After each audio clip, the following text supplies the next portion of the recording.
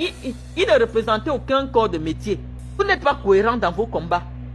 Vous n'êtes pas structuré dans vos combats. C'est pour ça que vous ne les gagnez pas. Quand je vois des gens se mobiliser pour dire oui, vraiment nous devons soutenir Samuel Eto'o contre ce régime. Vous soutenez Samuel Eto'o contre son père. Samuel Eto'o mange à table chez Paul Biya. Comment vous pouvez dire que vous allez soutenir Samuel contre ce régime? Son père le sanctionne. Ce n'est que normal parce que c'est son père qui lui a donné. Laissons même les débats que la Fecafoot appartient à l'État, Non. Samuel est parti voir papa. Que papa, je veux maintenant, comme j'ai pris ma retraite, je vois que je peux. Il pouvait dire que je vais être directeur de la CATV. On allait le nommer directeur de la CATV. On allait le nommer directeur. Il pouvait dire que je vais être ministre des Sports. Mais comme il sait que pour prendre l'argent de l'État, c'est compliqué. À la Fecafoot, tu peux prendre parce que c'est toi qui as la signature. Eto'o pouvait dire que nommez-moi ministre des Sports. On allait nommer Eto'o ministre des Sports. C'est Eto'o qui est parti voir papa. Parce qu'il n'y a aucune... Eto'o n'a aucune légitimité. On ne sort pas du stade, on devient président de la fédération. La fédération appartient à des présidents de clubs. Eto'o n'est pas président de club. Eto'o n'est... Il ne représentait aucun corps de métier. C'est quelqu'un qui avait son club, qui lui a donné un mandat qui va me représenter. Pour que lui, il se présente à l'élection. Il n'a jamais rien investi dans le football camerounais. Il a voulu créer un centre. Mais son centre ne participait pas aux élections. Donc Samuel Eto'o n'a aucune légitimité. Dans un pays où on dit que oui, on prend l'excellence, on prend l'égalité des chances. Il n'avait aucune légitimité.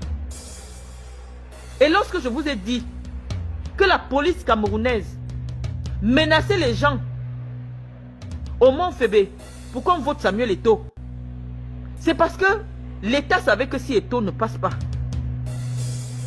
comme Eto'o vous a fait croire qu'il est du côté du peuple, vous allez vous lever et aller tout casser que Paul Biya ne veut pas que le peuple, les enfants des pauvres arrivent aussi. Eto'o est l'enfant d'un pauvre depuis quand? Vous avez lu le CV de son père qui est en train de passer là dans les trucs de ses obsèques. Son père c'était un pauvre. Quelle est votre logique? Voilà quelqu'un qui a tout eu du système. Il a tout eu. Lorsqu'il voulait le capitanat, on lui a donné. Tout le monde se souvient. Les lions indomptables de l'époque. Quand Eto'o disait que lui, il reçoit ses instructions directement de la présidence de la République. Il a toujours été un fidèle enfant du système. Donc nous voulons un peu comprendre. Je dis que l'endoctrinement des remèdes, c'est quelque chose. Hein? On m'a dit qu'il y a un marabout au Bénin là. Il a seulement sa photo. Il a la photo de Samuel comme ça. Il y a les photos de Samuel. Moi, mais je vais aller voir le marabout là. Parce que c'est fort, hein. C'est fort, hein. Vous dites que Eto'o, il est avec le peuple doit se battre. Il est avec le peuple quand Eto'o fils, son père avait un peu.